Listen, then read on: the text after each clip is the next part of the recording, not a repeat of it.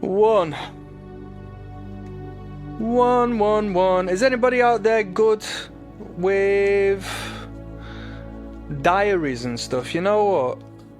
People like to leave like dream diaries and stuff, don't they? And write every day and compose. I've always wanted to be a person like that, but me, I can't stick to a schedule. I like to be spontaneous, but it's something I admire in people. I'm going to pull you a card, yeah? It's going to tell you something about you that you already knew, but we just had to give it a little bit of a tug out of that unconscious mind and bring it to the surface, right? Because believe me, whilst it's in your unconscious, you're still going to operate, and you're still going to feel down if you're not achieving that which your unconscious brain believes you're worth. You need to manifest it into the conscious and understand it and deal with it. And what we're going to do is we're going to manifest it with this card, okay? Once again, I am but the messenger, I'm not the message. The message is going to come from your mind right now. Look at that, quite a complicated card, right? What have we got? We've got the Eight of Wands. What we see is the wands getting dashed across the terrain, okay? We're going streamline, alright? And what a streamline object the wand represent, okay? It's almost like a javelin. This represents speed, it represents travel. The wand itself represents fire and fire. I've got a fire in my heart. Da, da, da. It means ambition, it means desire, it means passion, alright? Start moving. Express, and you won't believe how far it will take you. There'll be no roadblocks. It will get you from A to B faster than ever before. So set yourself alight, metaphorically speaking, and start taking action on that which you want to do. Like, not what you should do. I'm going to tell you, do what you want to do. This is passion here. This isn't duty, and this isn't responsibility. Take action, okay? Number 8 represents money. Yes, number 8 represents money in the realm of numerology. So, maybe if you do so, there might be a little bit of pot at the end of the rainbow, alright? A pot of gold or some pot, it's up to you really. It depends what you value, you know? I ain't taking a toke in a minute, it sends my head west, alright?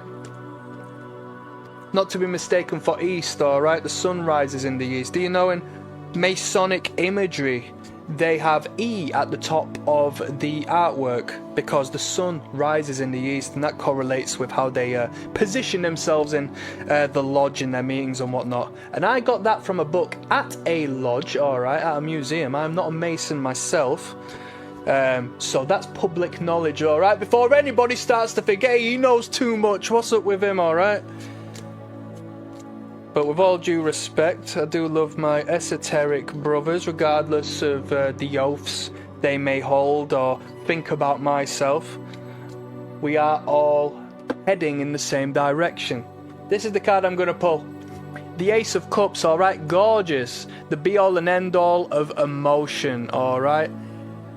Have a look inside. I got no more message in relation to that. I'm going to keep this one plain and simple, yeah? It's the Ace of Cups. It embodies all that is emotion. So we're going to just keep that vague, genuine, and you're going to make sense out of that, understanding who you are, what you're thinking, how you felt, how you should feel.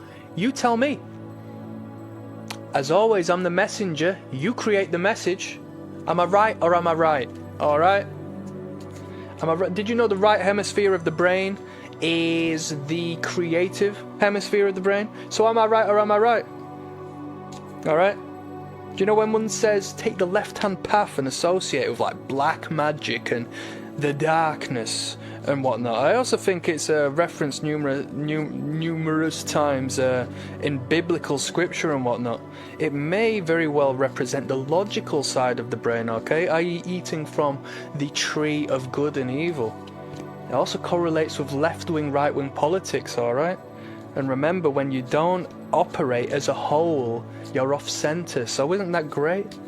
Choose between one half of your brain or the other, please. What a great ploy. I'm going to leave that there. I want you to leave an affirmation down in the comments. That comment is going to be, I will take action. Okay?